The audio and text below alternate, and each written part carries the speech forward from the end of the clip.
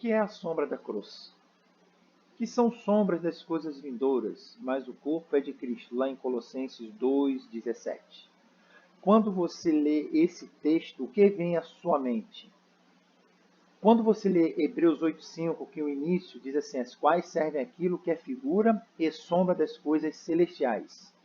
O que isso significa? Já ouvimos muitas vezes alguns mensageiros levar essa mensagem falando a sombra da cruz. E lá em Hebreus 10:1 que diz, porque tendo a lei a sombra dos bens futuros e a imagem, e não a imagem exata das coisas. O que isso significa? O que vem em sua mente a respeito da sombra da cruz? Saiba você, meu amado irmão, minha amada irmã, que isso é um tema de suma importância. Tem a ver com a minha e com a tua salvação. Tem a ver com o plano da redenção. Então vamos mergulhar nesse estudo. Eu convido você para compartilhar comigo, investir alguns minutos para podermos identificarmos o que significa essas sombras. Vamos fazer uma série, vamos esmiuçar. Não vamos conseguir exaurir tudo porque a Bíblia ela é um livro inesgotável. Mas fica comigo, isso é muito importante para as nossas vidas. O que é a sombra da cruz? Então nós vamos fazer uma série intitulada A Sombra da Cruz para poder trazer o real conhecimento, o real simbolismo de tudo isso que nós acabamos de ler. A Bíblia, ela vai se explicar. Nós vamos conseguir, através da Bíblia, identificar o que é a sombra da cruz. Então, essa sombra começa aqui. Para primeiro que a gente possa entender o que é sombra, imagine só você colocar luz sobre um objeto. E esse objeto ele vai sombrear em algum lugar. Então, aquela sombra é de algo que existe. A mesma coisa são nesses textos que nós lemos. Se tem uma sombra, é porque tem um objeto anterior que está projetando essa sombra através de uma luz. Então, nós vamos descobrir o que são essas sombras, vamos descobrir o que são esses objetos e vamos descobrir a luz que está por trás desse objeto principal. E eu quero compartilhar com vocês, meus amados irmãos, peguem a Bíblia, façam as suas anotações, caso ficar alguma dúvida, deixe aqui embaixo nos comentários que assim que puder eu vou responder a vocês. E me farão um santuário, para que eu habite no meio deles, conforme a tudo o que eu te mostrar, para modelo do tabernáculo e para modelo de todos os seus móveis, a si mesmo o fareis. Então, a sombra da cruz. Nós vamos ver que sombra é essa. Voltando agora aqui nos textos que nós lemos no início, vamos lê-los agora todos, para que a gente possa entender. Hebreus 8:5, as quais servem aquilo que é figura e sombra das coisas celestiais, como Moisés foi divinamente avisado, quando estava para construir o tabernáculo, porque lhe foi dito, olha, faze conforme o modelo que no monte se te mostrou. Hebreus 8:5. Então aqui nós já estamos começando a ter um entendimento, está começando a abrir o nosso horizonte a respeito de que sombras são essas. Então começa lá com Moisés. Moisés ele foi divinamente avisado para algo que ele iria fazer. Olha Hebreus 10:1. Porque tendo a lei a sombra dos bens futuros e não a imagem exata das coisas, nunca pelos mesmos sacrifícios que continuamente se oferecem cada ano, pode aperfeiçoar os que a ele se chegam. Opa, começou já a melhorar. Então nós já estamos vendo aqui que essas sombras, que é um tipo, tem a ver com sacrifício, tem a ver com o que Moisés viu, que foi revelado divinamente para Moisés das coisas celestiais. Então a sombra da cruz começa aqui. Aqui está todo o contexto de Êxodo 25, 8 a 9. Foi quando Moisés, ele divinamente foi avisado por Deus para construir um tabernáculo, para poder construir exatamente como foi visto. Aqui está o plano da salvação. Meus amados irmãos, esse estudo é maravilhoso, é de suma importância. Esse estudo aqui é o plano da redenção. É maravilhoso. Então vamos lá, vamos aprofundar no santuário terrestre, o serviço diário. O que acontecia dentro do santuário terrestre é a sombra da cruz. É maravilhoso isso. Vamos aqui primeiro fazer uma base, tá? Vamos nos basear em relação a tudo isso. Vamos entender quais foram os nomes dados ao santuário celeste por diferentes autores bíblicos. Vamos ver o que os autores bíblicos chamavam o santuário celeste. Salomão chamava o santuário celeste de assento da tua habitação, que está lá em 2 Crônicas 6, versículo 39. Anotem esses versos, peguem a Bíblia, dá pausa no vídeo e compare. E Davi chamava de palácio e seu santo templo. Está em Salmos 48, verso 3 e Salmos 11, verso 4. E nós temos o nosso discípulo amado João, que chamava de templo de Deus. Apocalipse 11, 19.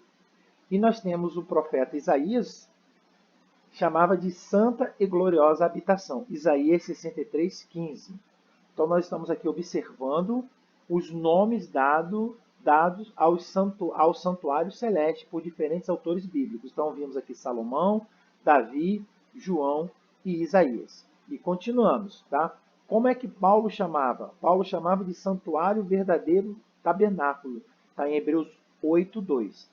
E Jesus chamava casa de meu pai, João 14, 2. Então aqui nós estamos vendo os nomes dados ao santuário celeste. Não vamos confundir com o templo terrestre, com o santuário, com o tabernáculo terrestre.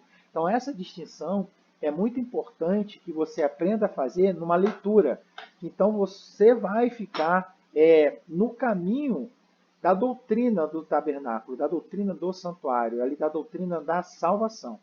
Davi chamava de sua morada, Salmos 33, 14. Jeremias, santa morada. E Paulo, mais uma vez, chamava de santo dos santos. Está lá em Hebreus 9, verso 8. Agora nós vamos ver os nomes dados, quais foram os nomes que foram dados ao santuário terrestre. Então, primeiro foi o santuário celestial e agora o santuário terrestre. Essa distinção é muito importante nós aprendemos a fazer numa leitura. Assim como você lê na Bíblia, o salário do pecado é a morte, ali nós devemos aprender a identificar de que morte está falando, se é da morte física ou da morte eterna. Quando nós vamos ler um texto, é muito importante identificar o texto, se ele é descritivo ou se ele é normativo, se o texto ele é literal ou se é figurativo. Tudo isso implica na aplicação, Implica na aplicação a qual o texto quer fazer para nós. Vai trazer um cunho moral, vai trazer um cunho espiritual, vai trazer uma narrativa, vai narrar um fato, enfim, isso é muito importante para o leitor da Bíblia. Lembrando, meus amados irmãos, ler e estudar não são sinônimos perfeitos. A Bíblia deve ser examinada minuciosamente, com tempo, dedicação e oração. Antes de iniciar esse estudo, eu fiz a minha oração pedindo a Deus para nos iluminar. Então agora, qual foi o nome dado ao santuário terrestre? Chama-se santuário terrestre, primeiro tabernáculo, alegoria para o tempo presente, figura das coisas que estão nos céus, santuário feito por mãos, figura do verdadeiro, não a imagem exata das coisas. É o que nós lemos em Hebreus capítulo 9, verso 1, Hebreus 8, 9, Hebreus 23, 24, Nós temos aqui Hebreus 10, 1 e o templo, 1 Coríntios 9, 13. Então são essas palavras que os autores bíblicos definem o santuário terrestre, o tabernáculo terrestre, eles chamam de santuário terrestre, primeiro tabernáculo, alegoria para o tempo presente, figura das coisas que estão nos céus, figura das coisas que estão no céu. Isso é muito importante. Por quê? Se é figura das coisas que estão no céu, significa que é uma cópia de um santuário que já existe no céu. Irmãos, para muitas pessoas é novidade isso. Existe um santuário no céu. E Moisés foi divinamente avisado, inspirado, como nós lemos aqui, em Êxodo capítulo 25, verso 8 e 9. Façam essa leitura que quando Moisés ele construiu o tabernáculo, não foi simplesmente que saiu da cabeça dele. Ele teve que construir conforme o modelo que foi apresentado para ele no céu. Ou seja, já tem um projeto principal, já tem um modelo principal, e Moisés ele seguiu a cópia fiel desse projeto, desse tabernáculo que tem no céu. Tudo que tem no santuário terrestre foi a cópia exata, uma figura. Por isso que é importante a gente dar esse passeio na Bíblia. Peguem a sua Bíblia e comparem esses textos. Tá? E também é chamado de o corpo do cristão. O corpo do cristão é chamado de templo. Então, nós temos aqui três distinções. E é importante, quando nós lermos as Sagradas Escrituras, que nós aprendemos a identificar que tipo de templo eles estão lidando. Se é o templo celestial, se é o templo terrestre ou se é o templo nosso corpo. Isso faz uma total diferença numa leitura, no estudo bíblico, até mesmo para você apresentar um sermão. Então vamos lá. Jesus respondeu e disse-lhes: derriba este templo e em 3 dias o levantarei. Então aqui Jesus está falando de qual templo? Do seu corpo. Mas ele falava do templo do seu corpo. Não vamos esquecer. Jesus falava do templo do seu corpo, que está lá em João, capítulo 2, versículo 19. Se alguém destruir o templo de Deus, Deus o destruirá, porque o templo de Deus, que sois vós, é santo. Aqui, ó, 1 Coríntios 3,17. Então, o nosso corpo é chamado também de templo de Deus. Então, tem essas três diferenças, essas três distinções de templo, de tabernáculo, que a Bíblia ela chama. Primeiro é o templo celestial. Segundo, terrestre, templo terrestre, tabernáculo celestial. E terceiro é o templo, tabernáculo do nosso corpo. Essas são as diferenças. E isso é muito importante para o nosso estudo. Continuamos, irmãos. Todas as cerimônias do santuário, todas elas, todos os rituais, todas as figuras apontavam para Cristo. Olha que maravilha.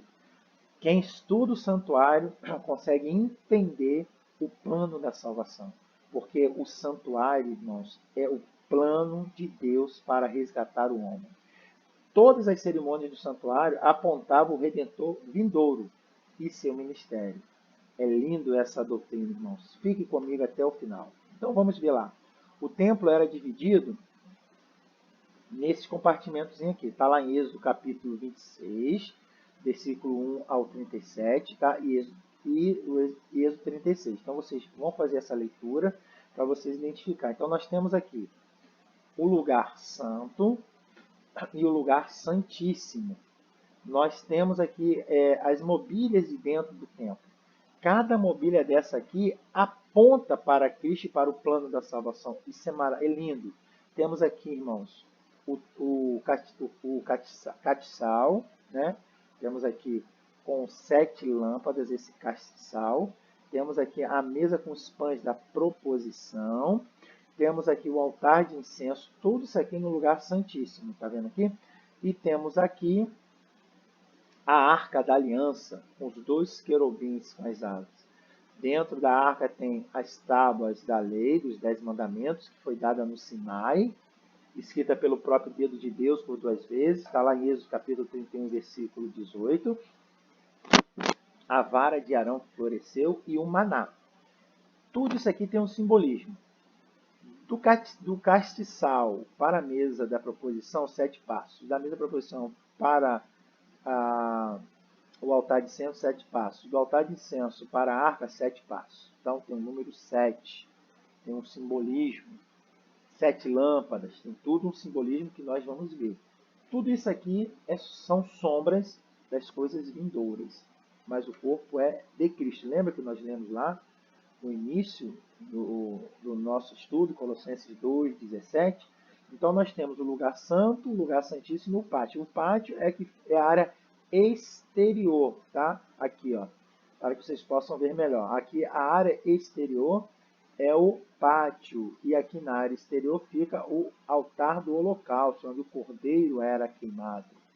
Aqui todo pecador entrava e se deparava logo com o holocausto, né?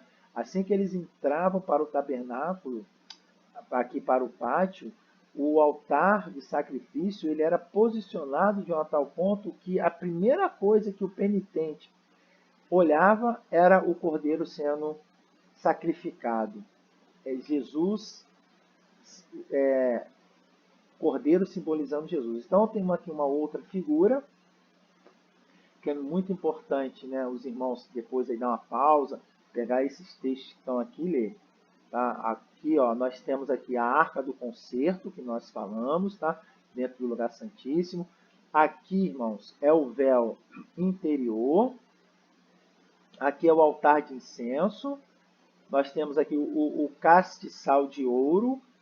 com 7 lâmpadas, 7 braços, e temos a mesa para o pão da proposição, que são 12 pães.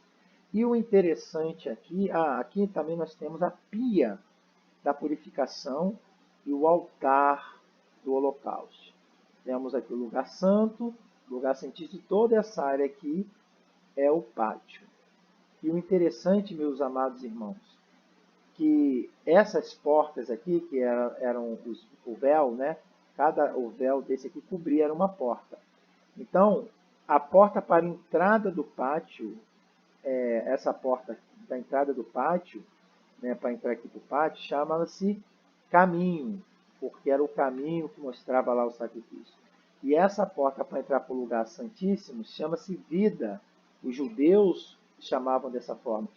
E essa porta aqui para entrar para o lugar santíssimo chamava-se vida. Então, por isso Jesus falou, eu sou o caminho, a verdade e a vida. Porque ele estava apontando para o santuário, porque o santuário aponta para ele. Então, é o antitípico se encontrando com o tipo. Né? Jesus é o antitípico. Então, o tipo aqui é o tipo de Cristo. E essas portas, elas não tinham cadeados. Era livre acesso, mas nós sabemos que pelas simbologias que nós vamos ver à frente, só o sacerdote entrava aqui para dentro, só o sumo sacerdote entrava para o Santíssimo aqui, ó, para poder fazer a obra expiatória. É muito lindo isso, ver o nosso Jesus aqui no santuário. Então aqui tem uma planta, aqui a porta, tá? Leste, que é o caminho. Quando o penitente entra, dá de cara aqui, de frente com o altar do holocausto, vê o cordeiro sendo queimado. Aqui está a pia da purificação. Aqui é o átrio, né, ou pátio. Aqui nós temos o primeiro véu, tá vendo aqui? Ó, esse aqui é o primeiro véu. Essa primeira porta chama-se, essa segunda porta aqui, que é a primeira porta do santuário, né? E essa primeira porta, que é para o pátio, essa é caminho, essa é verdade e essa aqui é vida, era um véu. E aqui tinha a Arca da Aliança. Então nós temos aqui o lugar santo, ou santo dos santos, o lugar santíssimo e o lugar sagrado, que é o lugar santo. Então Jesus ele falou, eu sou o caminho, a verdade e a vida. Ninguém vem ao Pai senão por mim. João 14,6. Jesus estava apontando para a doutrina do santuário. Então é muito importante todo cristão aprender essa doutrina do santuário. E agora nós vamos ver cada significado das mobílias, das cerimônias, ver a importância que isso tem para nós. Os pães da proposição eram conservados sempre perante o Senhor como uma oferta perpétua. Assim era isto um pacto do sacrifício cotidiano. Era chamado o pão da proposição, ou pão da presença, porque estava sempre diante da face do Senhor. Êxodo capítulo 25, versículo 30. Então aqui são 12 pães, representando as 12 tribos, os 12 filhos de Israel. Nós vamos falar de cada mobília dessa para esclarecer a nossa mente. Então aqui, irmãos, esses pães, essa mesa, tudo isso aqui era um reconhecimento de que o homem depende de Deus.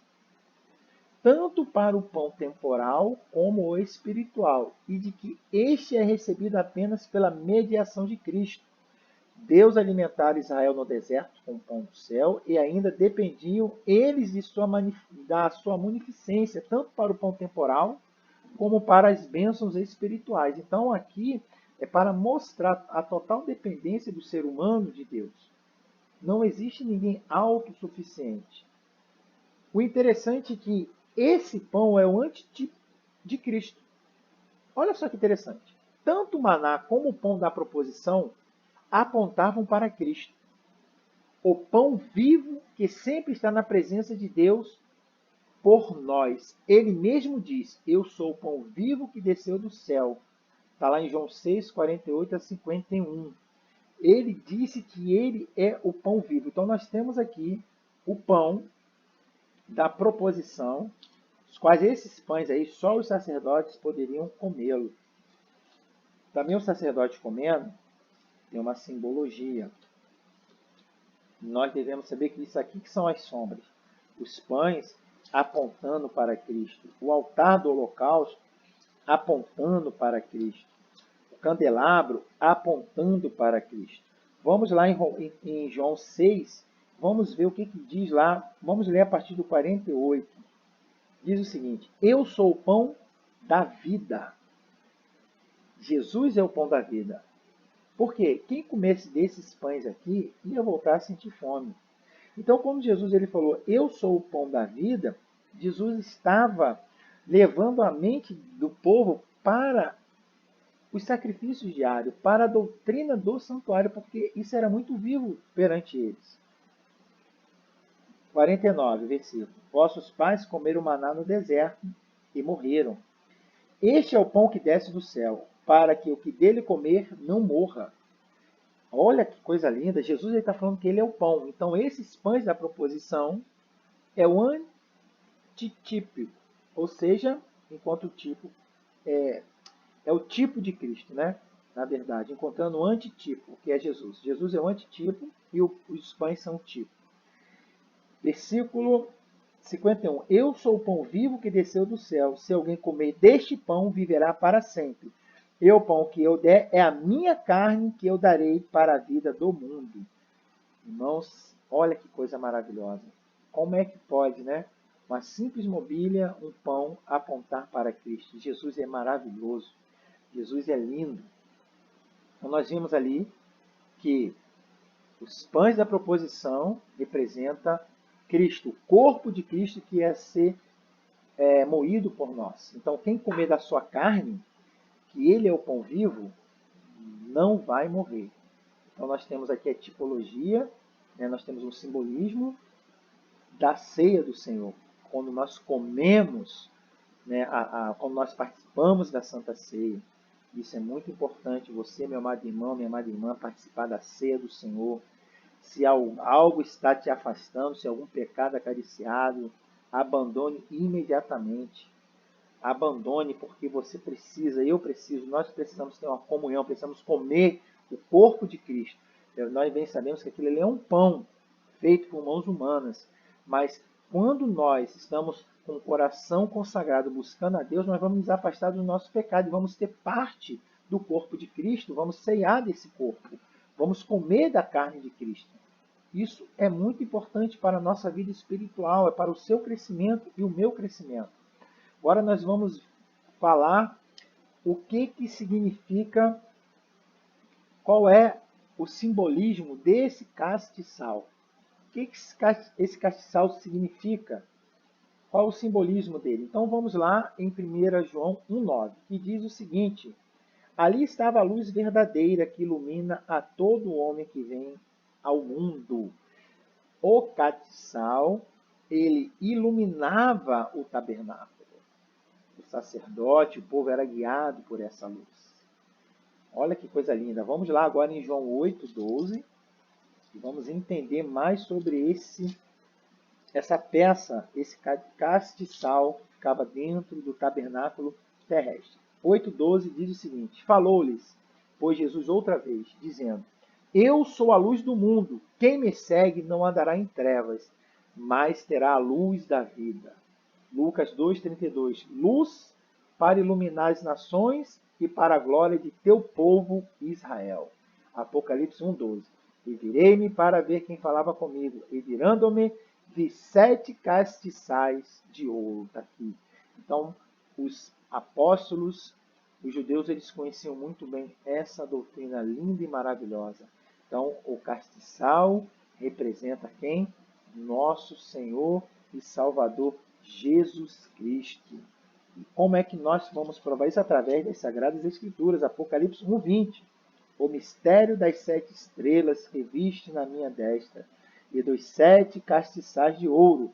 As 7 estrelas são os anjos das 7 igrejas e os 7 castiçais que viste são as 7 igrejas. Então aqui nós estamos observando mais uma vez que todo o simbolismo do santuário estão nas profecias, estão nos evangelhos, está em toda a Bíblia. Agora, Apocalipse 1, de 4 a 5. João, as 7 igrejas que estão na Ásia. Graça e paz seja convosco da parte daquele que é, que era e que há de vir. E dá 7 espíritos que estão diante do seu trono. Então tá aqui, ó. 7, tá vendo aqui, ó? Então aqui, para que a gente possa entender, é colocado o azeite e em cada braço desse castiçal e vai lá no altar, pega aquele fogo que foi acendido por Deus e acende. Então está aqui, ó. Olha que maravilha, irmãos. Então, Jesus, ele nos dá o Espírito Santo e nos guia. E também nós somos o quê? Luz do mundo. Jesus ele disse em uma outra parte que nós somos luz do mundo e sal da terra. Mas só passamos a ser luz do mundo e sal da terra se nós estivermos cheios do Espírito Santo. Porque Jesus, ele recebeu o Espírito Santo, vocês lembram no seu batismo? Que o Espírito Santo veio em forma corpórea de pomba? Mesma coisa somos nós. Nós temos que estar cheio do Espírito Santo, cheio da glória de Deus, cheio, irmãos, desse azeite, porque sem o Espírito Santo nós não vamos brilhar. Sem o Espírito Santo nós não vamos, irmãos, dar testemunho de Deus. O cristão que está cheio do Espírito Santo, ele consegue vencer os seus pecados. O cristão que está cheio do Espírito Santo, ele busca a Deus 24 horas. Então vamos voltar aqui. O azeite é derramado nesses bracinhos. O sacerdote ele acende cada lâmpada dessa e essa luz fica brilhando, cheia do Espírito Santo, cheia do azeite. Então tá aqui, ó, irmãos. Isso é maravilhoso. Continuando o texto. Da parte de Jesus Cristo, que é a fiel testemunha, o primogênito dentre os mortos e o príncipe dos reis da terra, aquele que nos amou e em seu sangue nos lavou dos nossos pecados. Então, em seu sangue nos lavou dos nossos pecados. Então, a missão de Jesus é nos salvar dos nossos pecados. Não importa, irmãos, se é cocaína, se é vício do sexo, se é vício da mentira, né? As pessoas que são fofoqueiras, não importa. Não importa qual é o tipo de pecado. Só deve confiar e entregar a sua vida nas mãos do Senhor, que Ele pode. Porque Jesus, Ele é a nossa luz e nos dá o Espírito Santo. Continuando nos nossos textos, agora vamos lá para Apocalipse capítulo 4, versículo 5. Diz assim: E do trono saíram relâmpagos e trovões e vozes, e diante do trono haviam 7 lâmpadas de fogo, as quais são os 7 Espíritos de Deus. Então, 7 lâmpadas, porque João estava tendo a visão do santuário celestial. João viu o santuário. Então, aqui, irmãos, o número 7 simboliza plenitude. Então, quando eu falo os 7 Espíritos de Deus, está falando da plenitude do Espírito de Deus. Todo cristão tem que ter a plenitude do Espírito Santo de Deus. Tem que estar cheio do Espírito Santo de Deus. Apocalipse 5, verso 6 agora. E olhei, e eis que estava no meio do trono e dos 4 animais viventes, e entre os anciãos um cordeiro, como havendo sido morto, e tinha 7 pontas e 7 olhos, que são os 7 Espíritos de Deus enviados a toda a terra. Maravilha, mais uma vez o número 7, ó. Castiçal, né? Porque João, frisando, João viu o tabernáculo. Então, 7 Espíritos é plenitude do Espírito Santo. E 7 olhos é mostrando um atributo de Jesus, que ele é onisciente, ele vê todas as coisas. Quando falei esses 7 olhos aqui, ele esquadrinha o mais íntimo dos pensamentos. Não adianta que nós não conseguimos esconder absolutamente nada do Senhor, porque os 7 Espíritos de Deus enviados a toda a terra significa que Deus é onipresente em toda a sua plenitude, ele vê em tudo.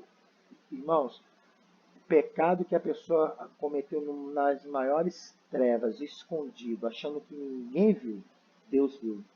Deus contempla. Não devemos esquecer, Deus existe, Ele está presente, Ele realiza milagres e Ele vai nos cobrar tudo que nós fizemos no oculto.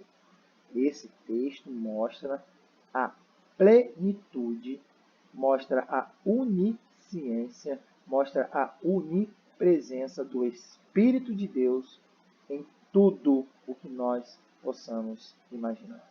Então, agora no nosso próximo estudo, nós vamos falar do altar do incenso. Então, vamos fazer aqui uma breve recapitulação aqui, falar que a doutrina do santuário, né, é a doutrina da salvação. Nós estamos estudando aqui o que são as sombras. Então, não percam aí no nosso canal, que eu vou estar postando aí, vou ver se eu consigo postar uma vez por semana os nossos estudos aqui. E eles são estudos maravilhosos. Busquem ao Senhor de todo o seu coração, de todo o seu entendimento, de toda a sua alma. Estudem as Sagradas Escrituras, porque Deus vai cobrar. E ninguém vai poder falar que não tinha tempo para poder estudar as Santas Escrituras. Fiquem na santa paz de Cristo.